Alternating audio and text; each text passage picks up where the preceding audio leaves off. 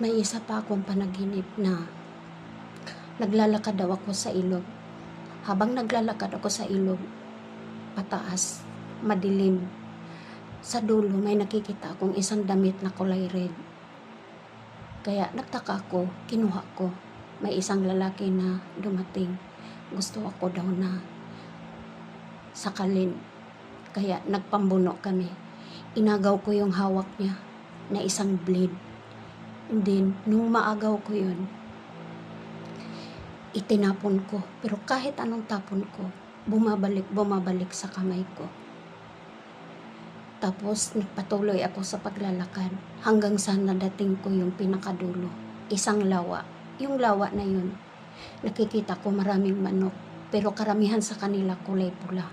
Tapos, nung tumingin ako sa tubig, nakikita ko yung maraming linta. Pero ulo ng mga bata ang nakikita ko. At yung mga kamay nila, nagpaikot. Kamay at saka mga paa. Puro mga linta. Tapos, tumingin ako. May isang babae na mahaba ang buhok. Nginingitian niya ako. Tapos, tanong niya sa akin, paano ko daw natutuklasan? Ang sagot ko sa kanya, naniniwala kasi ako sa panaginip. Tapos sinayaw niya ako. Napakahaba yung buhok niya guys. Hanggang dito sa talampakan. Tapos sabi niya, nakikita ko ba daw yung nakikita niya? Sabi ko, oo, nakikita ko.